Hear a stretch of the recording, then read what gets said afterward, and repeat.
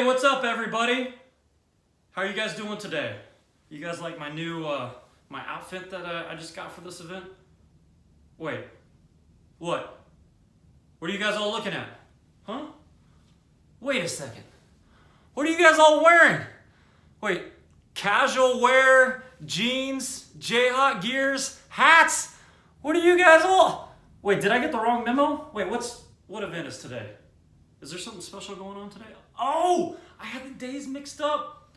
Okay, today is Greg Shaw's celebration curtain day, right? Okay, I got it. Wait, hold. I got this. Hold on. Give me 1 second. Hold on. Give me 1 second.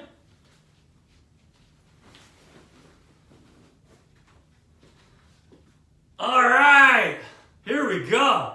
I got my Puma shirt on. I got my hat on. Super Bowl 54, live. All right, we got the KU memorabilia. Got the I Love Greg shirt. We got his Puma shoes right here. I think we're ready to go. What do you guys all think? Yeah? Haha. Ooh, that was a tight squeeze right there. Woo!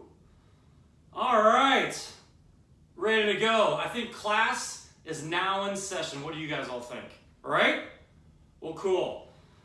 Hello, Pittsburgh community, Pittsburgh High School, students, staff, administration, and anybody else who may be watching on live stream and video. My name is Chris Shaw, and I'm the younger brother that is taller, sexier, more attractive, and overall, the more well-balanced brother. Yes, Greg, it's true. We all know you are almost 10 years older.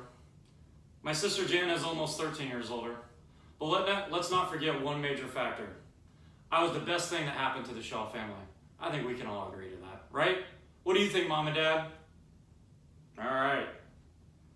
I do have one acknowledgement, though, that Greg did receive the good hair gene. What amazing, thick, full, dark-colored, no receding pile of hair you had on your head, Greg. I mean, you definitely got the good hair gene. I gotta give you props to that. Thanks, Mom. Thanks for giving Greg the good hair gene. Angie, thank you for allowing me to speak today. I know you want me to keep this short, but that's going to be impossible as I have a lot to say. I have a lot of people to thank, have a lot of people to recognize, and I have over 2 years of stories and emotions I want to share and get through. I really wish I could be there today with you, Marley, McKenna, Mom, and Dad. Hey, Mom and Dad, how are you guys? I'm really glad you guys were able to make it back to Pittsburgh to be with Angie, Marley, McKenna on Greg's special day. I really have to give a shout out to my parents, everyone. What my parents have been through the last 2 years has been incredible. No parent should have to go through what they have endured. We all know for the most part of Greg's journey, but it really is hard to mention Greg without mentioning my dad, because Greg and Dad, Dean and Big Bro, have gone through 2 separate cancer battles, and they went through it together. I mean, can you imagine a father-son going through cancer together?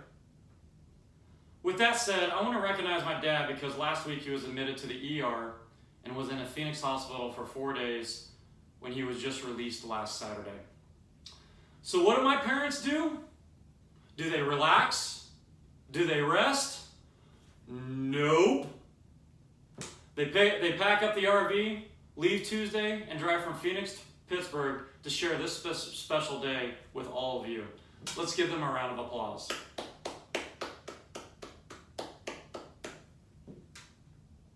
I love you, Mom and Dad. Since Greg's passing, I told myself that if I had a platform in front of a group of people or had an audience, that I would take that opportunity and time to educate about Greg's cancer and disease. Quick question. How many of you know that the month of May is Brain Cancer Awareness Month? Anybody? Raise your hand if you knew that.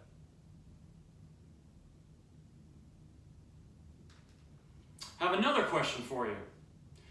Before any of you knew about Greg's cancer condition, how many of you had heard of glioblastoma? If you had heard of it, Go ahead and raise your hands again.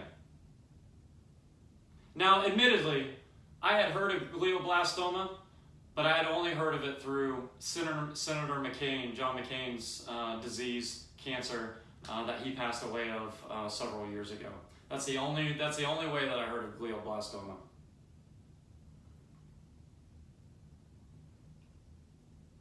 I'm going to give you guys some stats and facts about brain cancer and glioblastoma.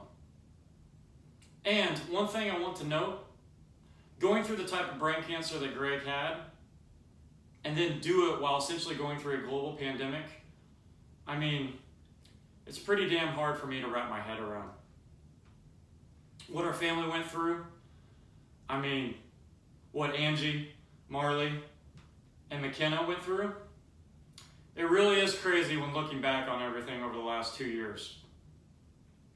So some facts for you guys.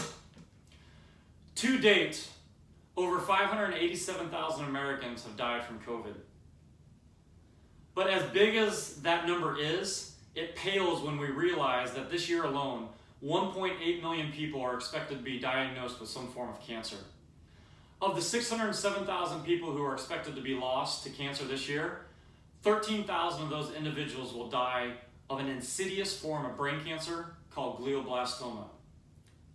Glio, as it's often referred, has earned its fearsome reputation because it makes up around 50% of brain cancers and is one of the most aggressive, with an average survival of only 14 months.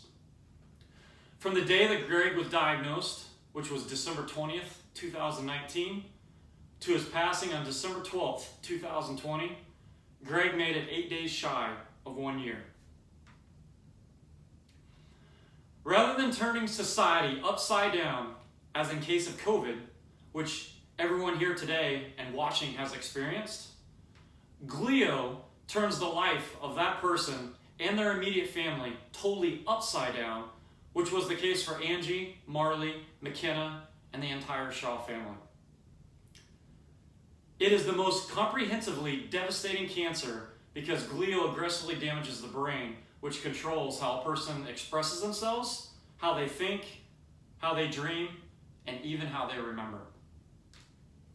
Changes in personality, memory, mood, and concentration, as well as the profound needs of care of a glio patient, can take a toll on a relationship and the family. Glio impacts everything that defines what it means to be a human being and a smoothly functioning family. We experienced this all with Greg firsthand over the course of 2020. All right, now we get to talk about Greg. I'm sure Greg just pulled up his chair. He's pulling up his chair right now. Is sitting up straight, big eyes locked and loaded, eyebrows raised, ears perked, head tilted. He's now ready for us to talk about him because we all know Greg loves to talk about himself. Greg was born February 17th, 1969. Not sure if many of you know or not, but Greg shares the same birthday with the GOAT, aka Michael Jordan. Yes, they share the same birthday.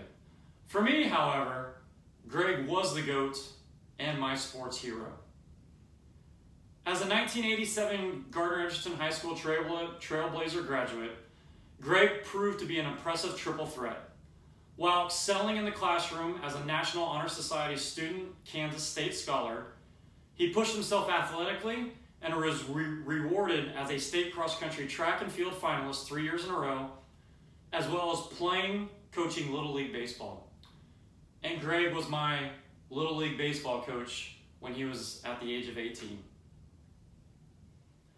He enjoyed being on the yearbook staff, worked at Blazers Restaurant, our family business, and helped expand the city youth sports program through his leadership with the Gardner Parks and Recreation Department. As a trumpet player in the school band, Greg shared his passion for music and displayed his volunteer spirit by playing taps at local military funerals. Participating in GEHS theater productions was very impactful on Greg and his future career path.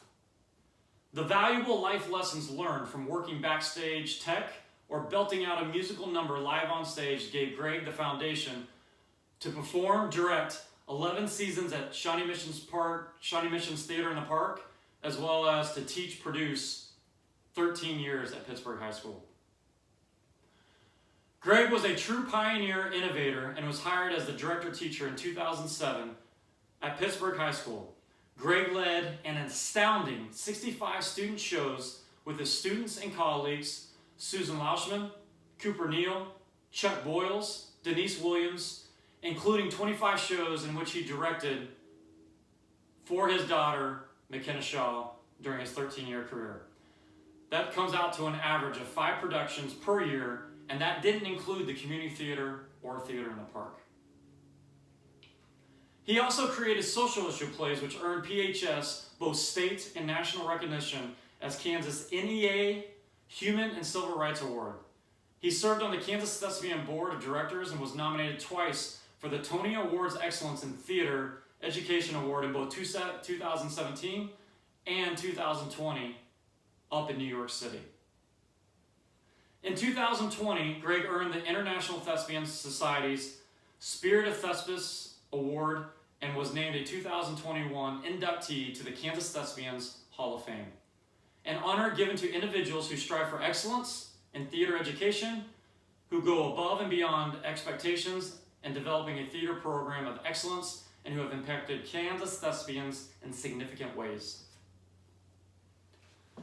To continue Greg's legacy, 3 memorial scholarships, 2 at Pittsburgh High School and 1 at Gardner-Edgerton High School, were founded in 2021 to honor graduating students in the classroom that exhibited excellence in theater. Those winners for this year were Emma Anna Nunu of Pittsburgh High School, Christopher Samayan of Pittsburgh High School, and Grant Missy of Gardner-Edgerton High School. Congratulations again to these recipients. I think this is an extremely cool honor for these individuals. All right, intermission. Lights on. Get your snacks. Go use the restroom. I think we're ready for Act 2. What do you guys think? I know I am. I promise we are over halfway done, but now I want to take this time to thank some people and tell some stories. Over the last 2 years of Greg and Dad's journey, I literally have embedded in my head dates and numbers. They are forever ingrained in my head, and I need to talk about some of the dates. I hope as I read some of these dates, you all can reflect back on maybe what you were doing during this time, or have a better understanding of this disease, and or what was taking place during the pandemic at this time. Also, the one thing I'm really proud of throughout this journey is that I took the time to document, update, travel, and do whatever I could to help Greg and the girls. Documenting everything and doing updates on Facebook has made writing this speech certainly much easier. I definitely can't revisit everything over the last 2 years, but there are some highlight dates that I want to revisit to help grasp the entire scope of glioblastoma brain cancer and Greg's journey through the pandemic. Tuesday, April 30th, 2019. This was the first day of Dad's chemo treatment in Denver, Colorado. This was also the same week that Greg and Pittsburgh High School were preparing for State Theater and the Jesters in Wichita, Kansas. Hindsight is always 20/20, and Greg probably held in his emotions eternally, like he always did, so you couldn't quite get a good read on Greg. But I do suspect, knowing him as the brother that I know, he was extremely stressed this week worrying about Dad and getting his students ready for their performance. Thursday, May 2nd, 2019. I went back and looked, and this was the last semi-normal text conversation that Greg and I ever had. We obviously had other text conversations after his fall, but this was the last normal text conversation that I could trace back.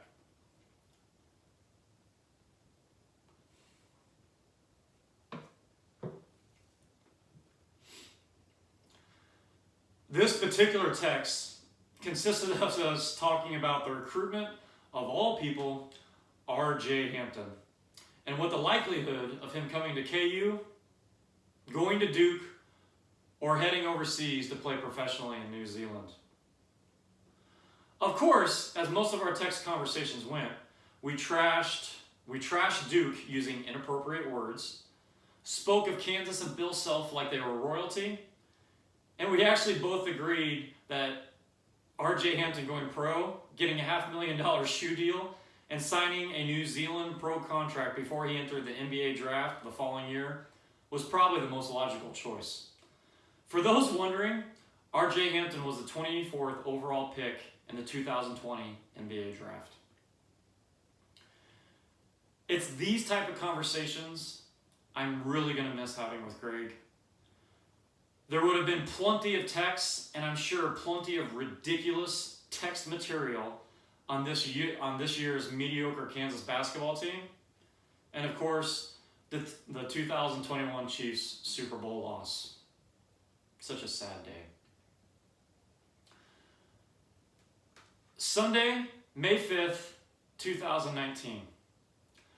Around 2 weeks ago, it was 2 years to the day that this day would forever change our entire family's future. There were 3 events that occurred on this day.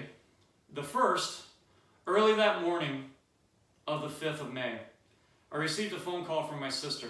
My sister never called early on a Sunday morning, especially since she lived in Phoenix and they were on West Coast time, and it was a couple hours earlier. When I saw my sister calling, my immediate thoughts were that she was calling me about Dad because something was happening with his chemo, health, or treatment, or something happened with his recent visit to Denver, Colorado. The last thing I ever expected that morning was her telling me details that Greg had fallen and hit his head on the concrete in front of the high school and in front of his students and colleagues that were getting ready to travel to Wichita for state theater. I can't describe the immediate scared emotions I had when she told me that Greg was being airlifted to KU Med shortly thereafter.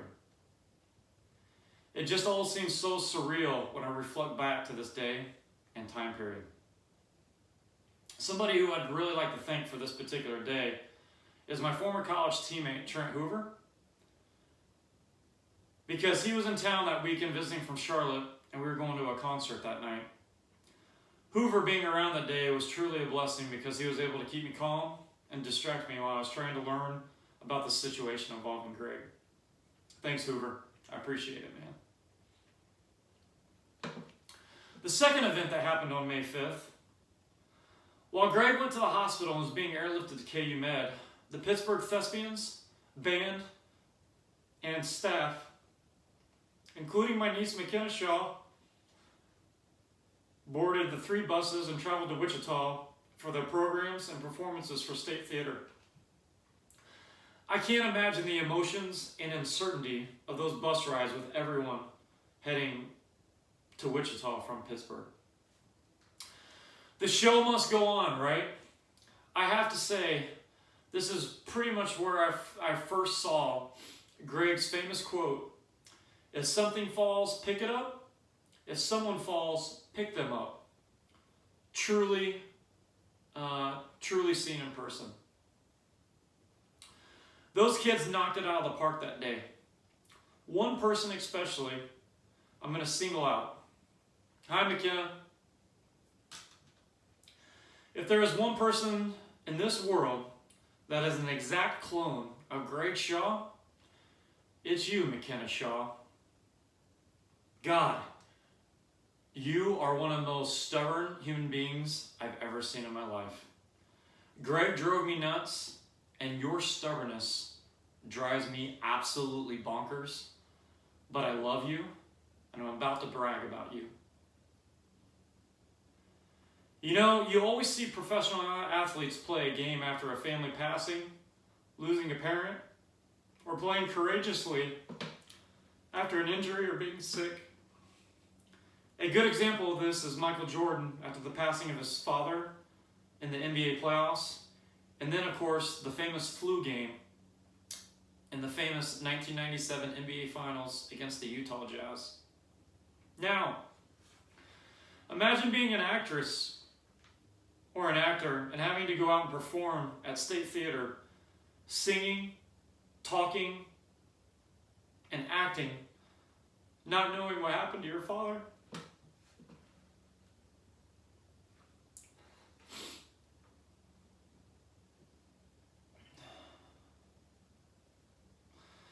Being an athlete or being Michael Jordan, compared to what McKenna Shaw did that day, was truly inspirational. Nobody would have faulted McKenna for not performing that day. Not one person. I can't imagine the emotions and thoughts she was experiencing that day. What did McKenna do? Pretty much what I believe that Greg and McKenna Shaw could only do. She went out there on stage and gave a performance like nothing I've seen. I actually watched her performance again last night, and she brought me to tears with her solo. The beauty, courageousness,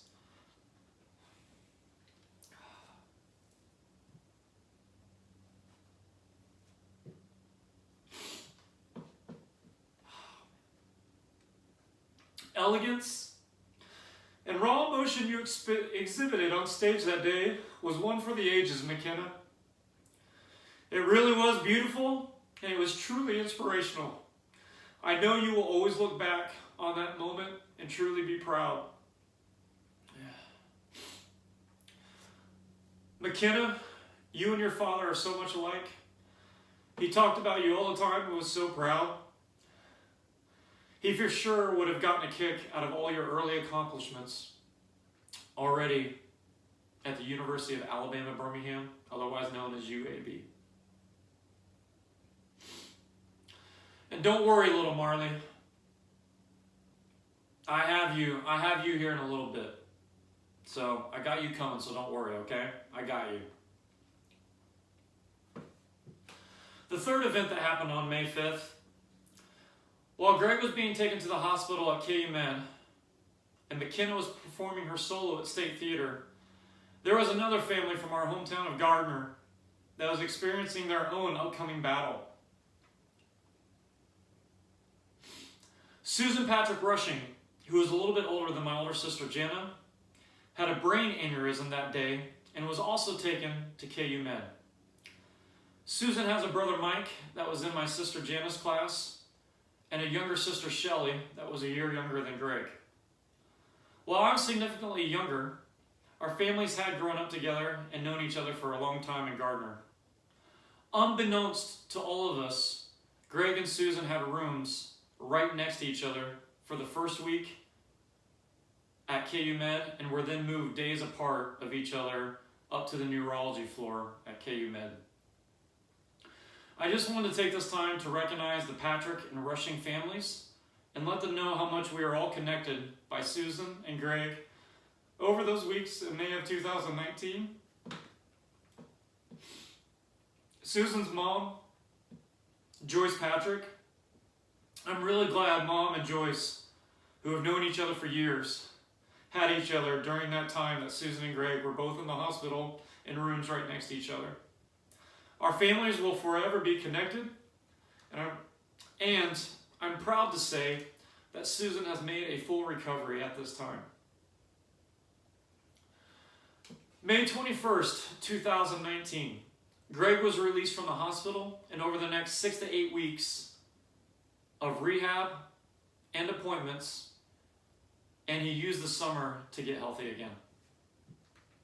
August 7th, 2019.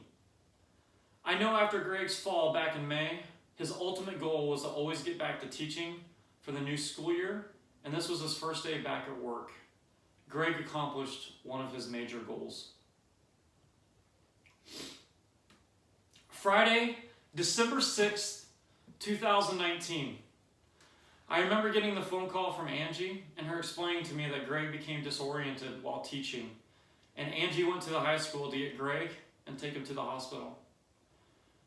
After concerning MRI results, Greg was airlifted a second time within a year to KU Med in Kansas City.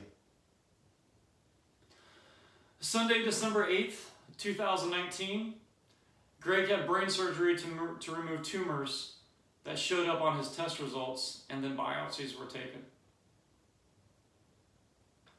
Friday, December 20th, 2019, Greg was officially diagnosed with stage 4 multiform glioblastoma brain cancer.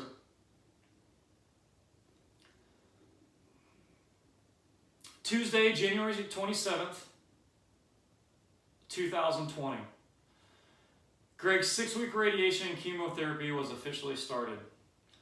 On that following Friday, Greg and Marley both flew up into Jacksonville to see me, Kendra, Colton, and Camlin for Super Bowl 54 between the Chiefs and the 49ers. Go Chiefs. Sunday, February 2nd, 2020, Super Bowl day. This was such a great day. As we all know, most Chiefs fans had waited their entire lifetime to see Kansas City in a Super Bowl, and Greg and I were no different. Greg and I always wanted to go to the Super Bowl together, but felt for his health and safety that it wasn't a good idea to travel down from Miami for the event.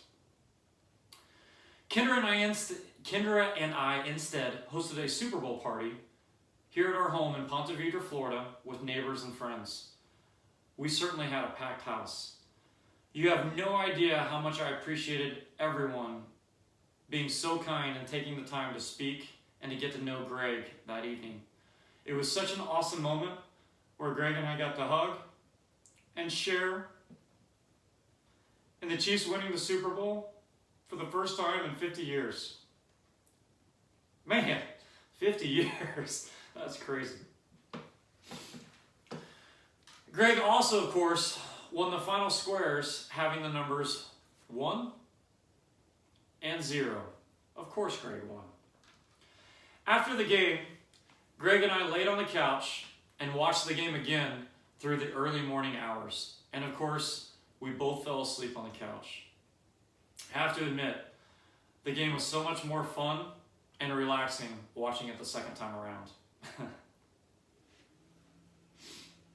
All these next dates, I remember very vividly because I was in talks with Greg and Angie to get Greg to Vegas for the NCAA tournament with my poker buddies from Charlotte. Annually, I went out to Vegas with my poker buddies to go watch the NCAA tournament. It's just something that we did. And Greg had attended a few of those gatherings, which we had certainly a great time. But unfortunately, the pandemic and the COVID hit, and everything changed those plans. It changed for everyone that day. Wednesday, March 11th, 2020, the NBA canceled the rest of their season.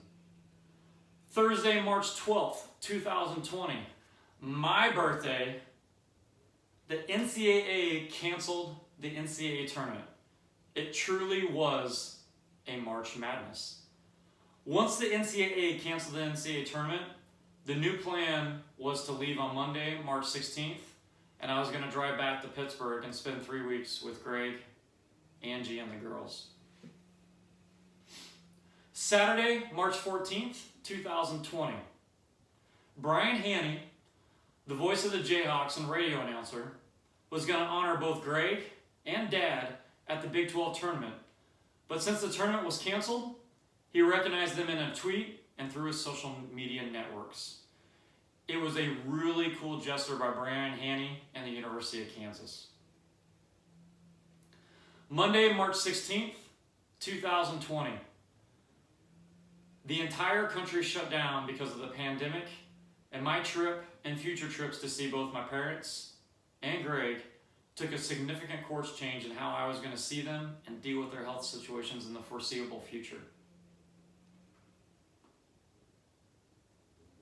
Monday, June 1st, 2020, and Wednesday, June 3rd, 2020.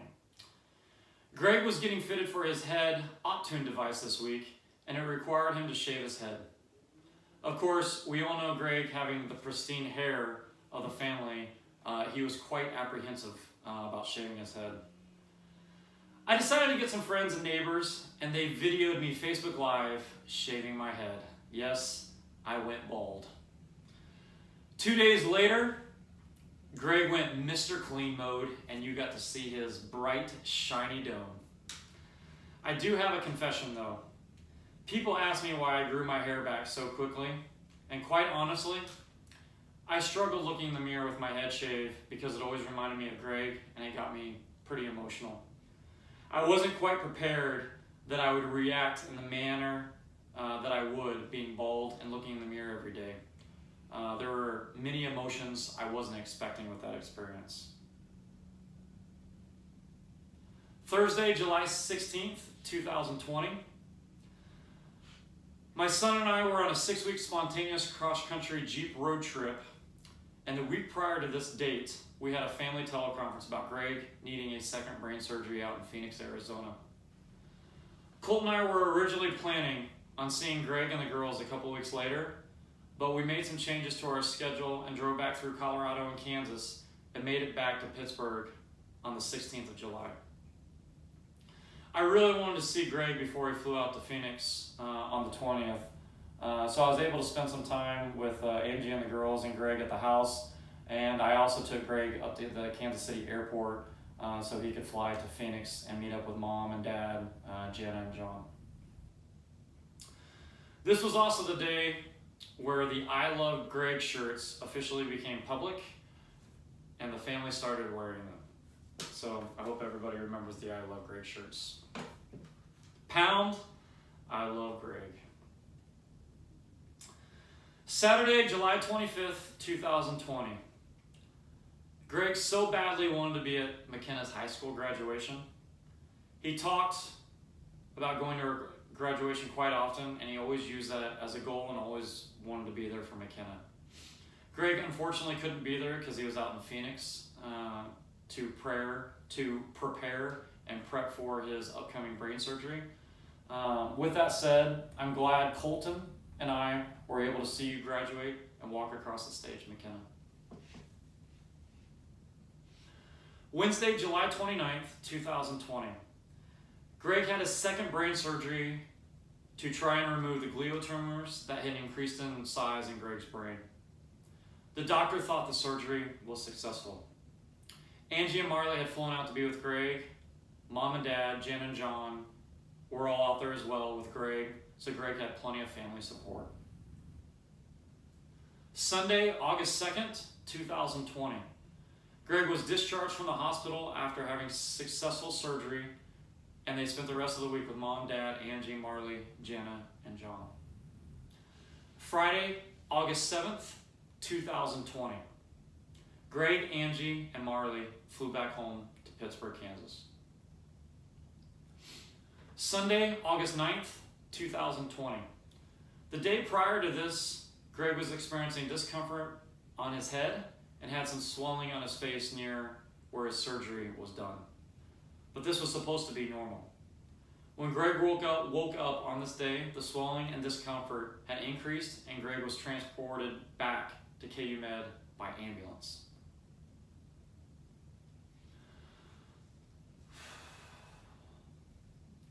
Monday, August 10th, 2020. Greg suffered a stroke from an infection near the incisions of where his surgery was done. Greg lost a significant amount of his speech and lost the ability to use the right side of his body. Greg was never able to speak clearly again after this date.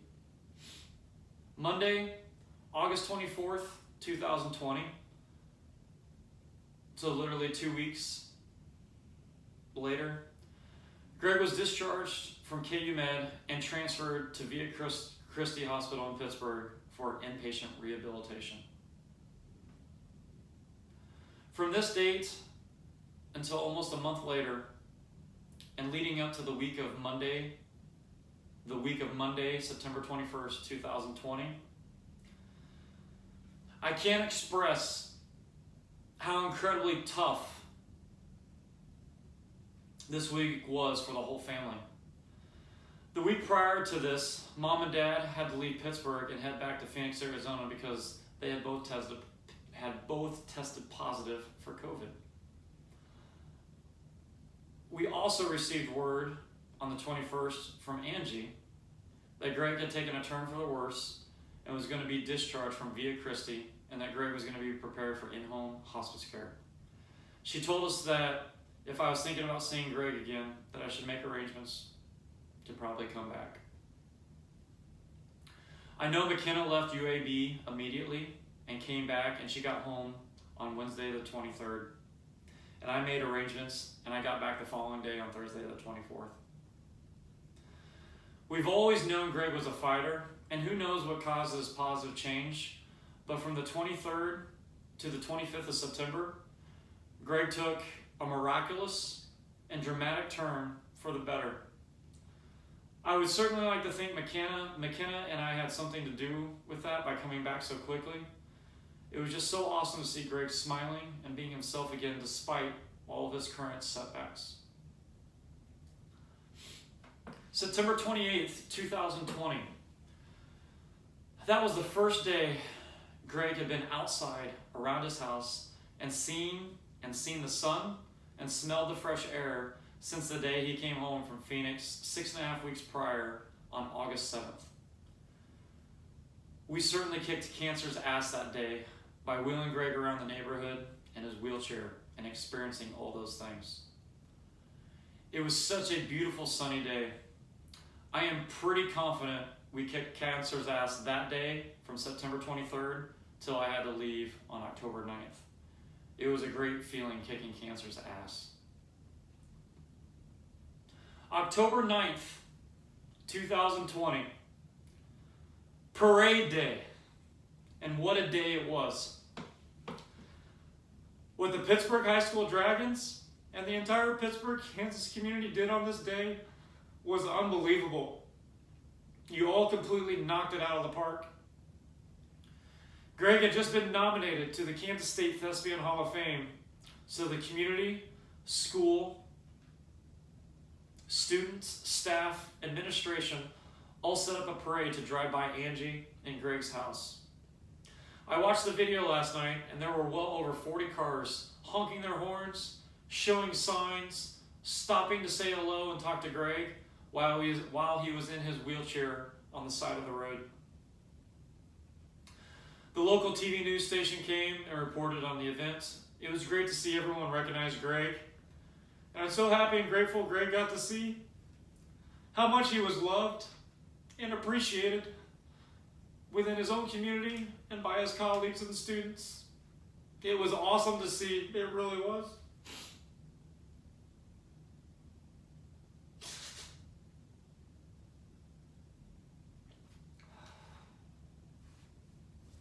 Just a couple weeks prior to this, we had no idea if Greg was going to pull through. So I'm really glad that this organized effort was done for Greg and he was able to see it.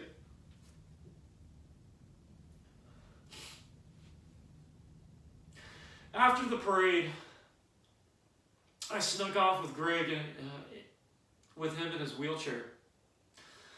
I knew this was my last day with Greg and the girls, so I wanted to take Greg for a walk. The next door neighbor, as we were going down the street, the next door neighbor was shooting some hoops. So I wheeled Greg down their driveway. I had no idea who they were, but I wanted that basketball. And I wanted to shoot some hoops with Greg before I left. I propped Greg up in the middle of the driveway. I asked the neighbor if I could borrow the basketball. And for a few minutes, I dribbled and I drove past Greg quite a few times. I started talking trash. I pretty much kept going up to him. I was like, "You can't guard me, man. You can't guard me, fool." He was smiling, having fun. Greg, while his speech was altered, while his speech was altered, he was talking trash back.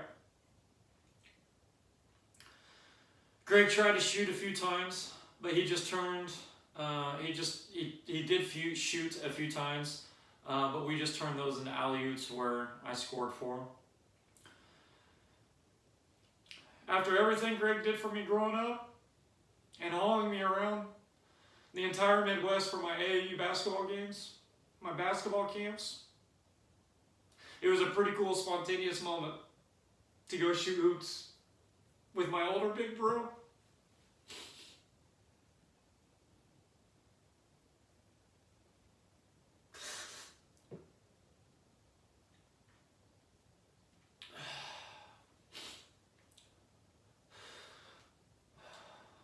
What I didn't realize when I said my goodbyes, although I knew it was definitely a possibility, was that this was going to be the last day that I got to see Greg in person.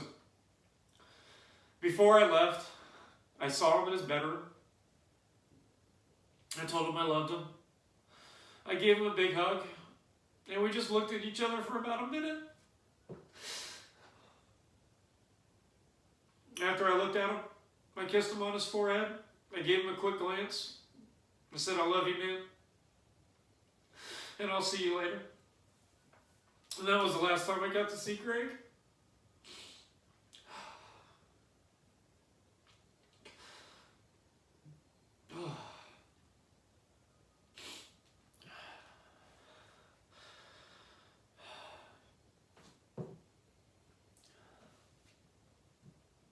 Thank you again, Jason Huffman, Julie Laughlin, Susan Lauschman, Chuck Boyles, Andrew Stefani, Cooper Neal. And I'm sure probably at this moment I'm forgetting some names, so I do apologize. But the entire Pittsburgh theater program, drama and arts, for all you did during Greg's career, and more importantly, what you all did for Greg during those last 3 months he was alive, and especially for what you guys did on this day, October 9th, with the parade. Thank you from the bottom of my heart.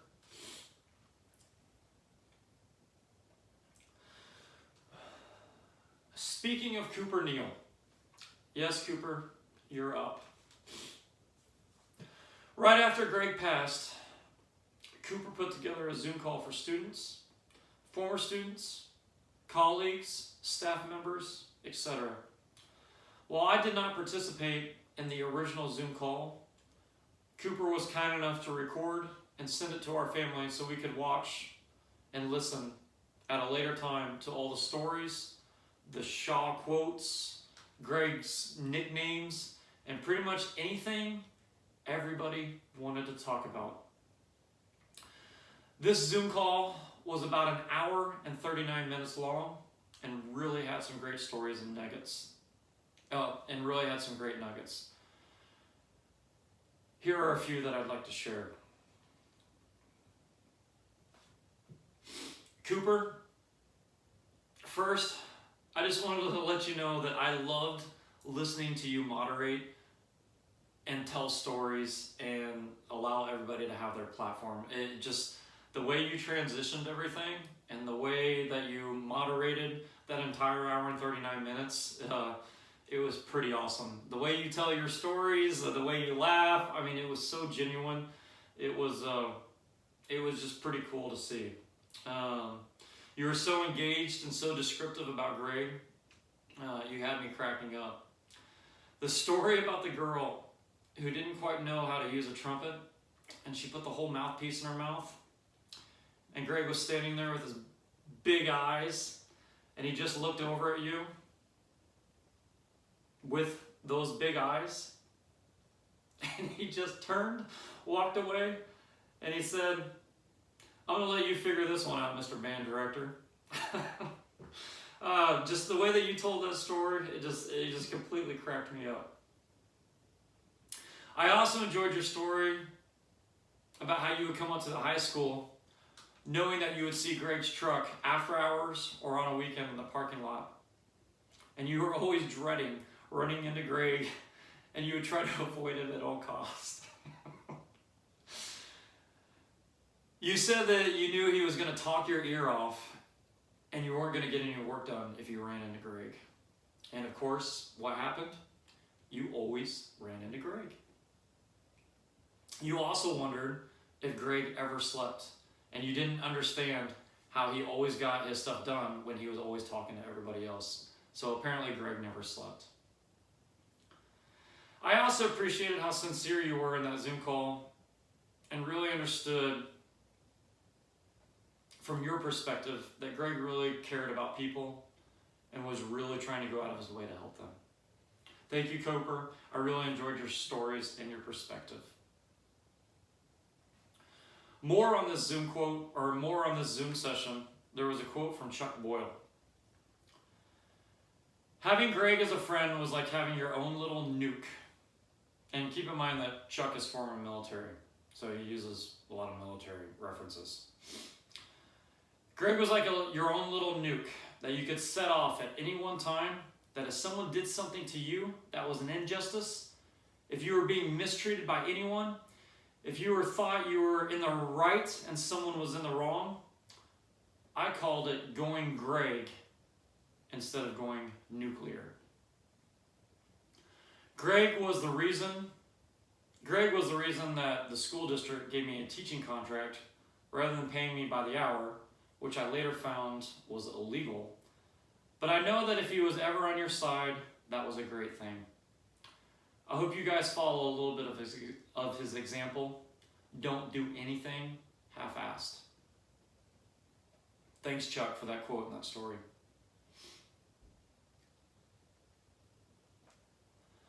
Another story during this Zoom gathering, I didn't quite catch her name from the Zoom, but she is a 28-year-old former student who had done over 26 shows with Greg. Her story had nothing to do with theater, but when she was graduating high school, her dad was battling his own form of cancer, and her parents couldn't move her to college. The weekend she was supposed to move, Greg just showed up at my house with a trailer, packed my stuff, and moved me 3.5 hours to college. I think this is the type of gesture that shows what Greg's true character was all about. So I couldn't get everything during this hour and 39 minutes. There was a lot of material, but I do want to thank everyone who offered their opinions, gave stories, laughed, cried, that were sad, that were happy. I mean, it truly was awesome to watch that Zoom conference. I really appreciated it. I know I needed to watch it. I also needed to hear it. I do believe that the theater and the park crew also did one of these. I was also not able to participate in that Zoom conference. I've heard there is a link somewhere out there of that conference with all those people involved with theater in the park. If there is a chance at a future time, if there's a way that I could get in touch with that link or someone who has recorded that Zoom call, I know our family would love to see it. So, some other Shaw quotes that I learned from individuals from the Zoom session. Everyone was having fun with the Shaw quotes. Apparently, there are way more than what I have listed here. These are what I took from the Zoom. Shaw quote number 1. I owned a restaurant.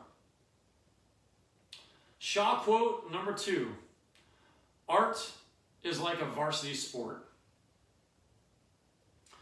Shaw quote number 3. I ran, and state track is kind of a big deal. Shaw quote, one-liner, whatever you want to call it, and I can totally see Greg saying this one. I know all the big words. Of course Greg would say something like that. Shaw quote number 5. I can see higher than you. Shaw quote number 6. I've been buying the same pair of Pumas for 44 years. And of course we got Pumas right here. And then finally, which is pretty fitting and pretty much describes Greg to a T. Hello, my name is Greg, and I do theater. Some nicknames that I learned from this Zoom session as well. His students would just call him Shaw. Everybody called him Shaw. I can relate because I'm also a Shaw, and most of my friends refer to me as Shaw. So it is a little weird hearing students, hey Shaw, hey Shaw, hey Shaw, but it was pretty cool to hear them talk about it in the Zoom call. All of the productions were referred to as Shaw's shows. So I guess if you were a part of the cast or a part of his productions, you always refer to it as Shaw's shows, which is pretty cool. Maggie Stevens, which was on the Zoom call, she referred to Greg as Monster of the Man. Seems pretty fitting. And then, of course, going back to Chuck, and many other students also recognize this, Going Greg. And then finally, just another quote, or I'm sorry, another nickname that I kind of laugh at, is that every year when I go out to Vegas with my poker buddies in Charlotte, or I go out to Vegas with those guys from Charlotte, and Greg has gone with us a couple times, all my poker buddies started referring to Greg as Good Shaw. I was always known as Shuffle, so the oxymoron between the two brothers, it was pretty fitting. So job well done, guys. There is one more story I'd like to share, and this was from Steve Elkington, which was a great friend of Greg's in high school who ran cross country with him. He also worked at the restaurant, and he graduated with Greg in 1987. He sent me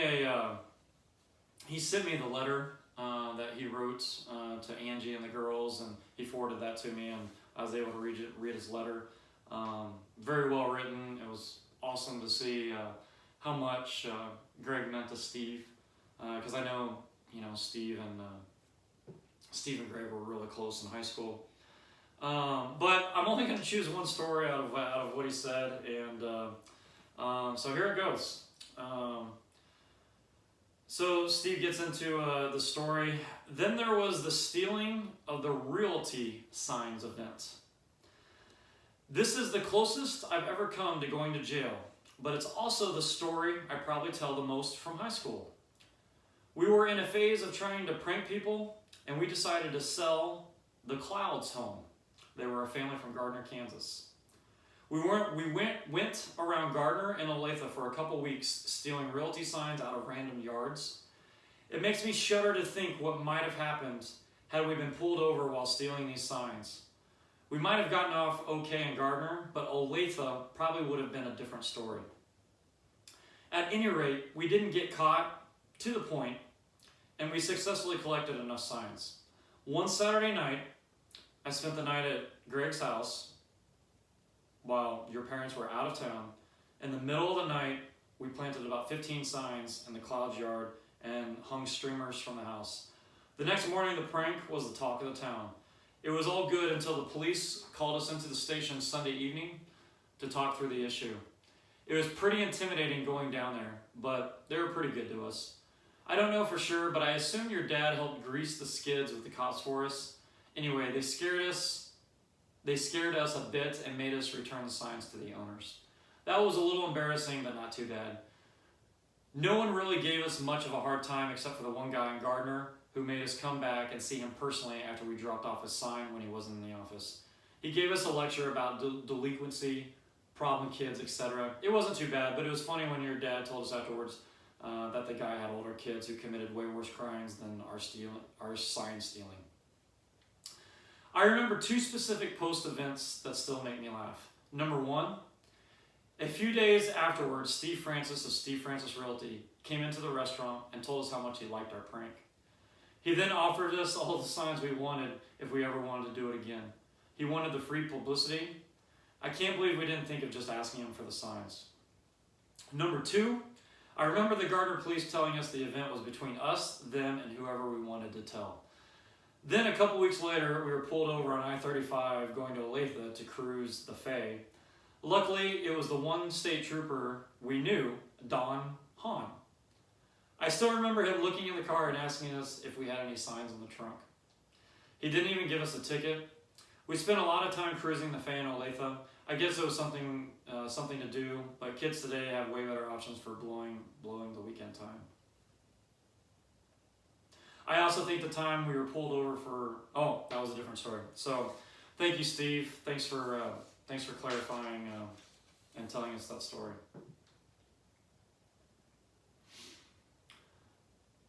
Finally, in conclusion, and this is my last date, Saturday, December 12th, 2020.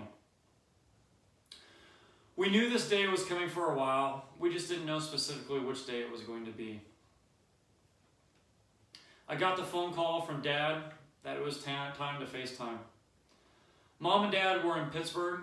I was with Kendra in Atlanta selling our rental home.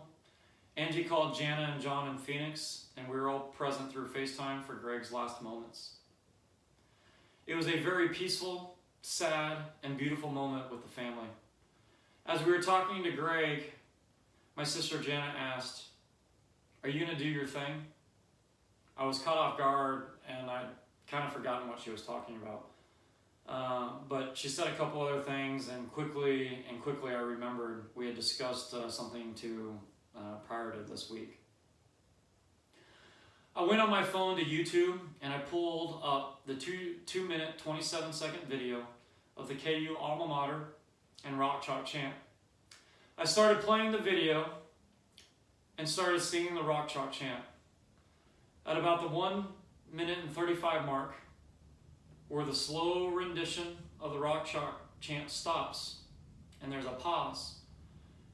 And right when the drum hits, Greg cracked a smile. He was completely at peace, and he left this world at that moment.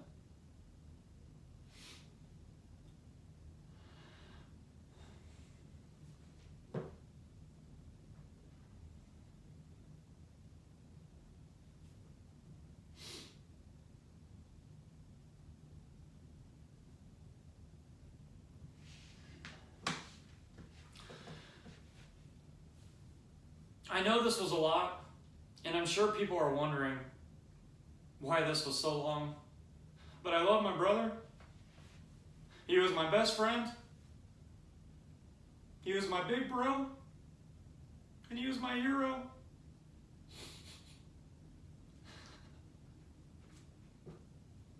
I think this is actually the first time I've actually been able to grieve and have closure over Greg since his passing. Almost 5 months ago. I'm just really glad that all of you were able to attend today. I'm not even sure how Angie's going to deal with this video, because I have no idea if it's 30 minutes or 40 minutes. I'm going to have to check, but I know it's long. But I appreciate you guys listening, and it's just stuff that I had to get off my chest.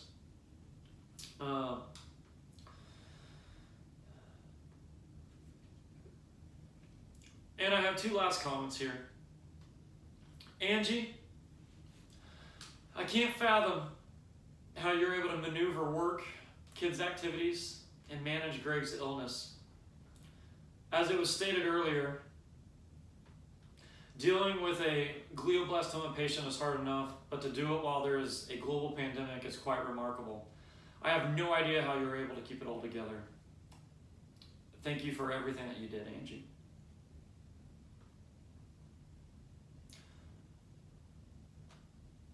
Thank you again for your hospitality with all the traveling back and forth and unexpected changes in Greg's illness. Keeping us all updated on Caring Bridge and coordinating Greg and Marley's trip to Florida went above and beyond all expectations. Thank you, Angie. I can't express how grateful I am to you, or how grateful you are to me. Last but not least, little Marley. I told you I was going to get to you. I hope you know your dad loved you very much. He had a very soft spot for anything and everything you did and what you were about. I also know that you had your father wrapped around your little finger. You told Greg to jump, and he would ask how high, and he would jump. Seeing you sleep or lay next to Greg in the extra medical bed during Greg's hospice time was very special for Greg. I hope you know that. I also know when we started bringing in the blow-up mattress at night, Greg enjoyed the slumber party nights very much. I know you loved your dad very much, but he loved you even more, little Marley. I love you. With that, I want to thank everybody for being here today, honoring Greg's life, and hopefully you get a little glimpse into what Greg was about and everything that we experienced as a family over the last 2 years. Kind of the point of me doing this and doing this video was, if you know anybody who has brain trauma, a brain injury, has brain cancer, and specifically glioblastoma, I hope you can reach out to Angie and the girls, reach out to the Shaw family. Now, while we may not have all the answers or understand what's going on, you can at least have our experiences and what we know and how we dealt with it to move on and to go on from there. So, with that, I'll leave you with this, Greg. Raja J Hawk K U. I love you, big bro.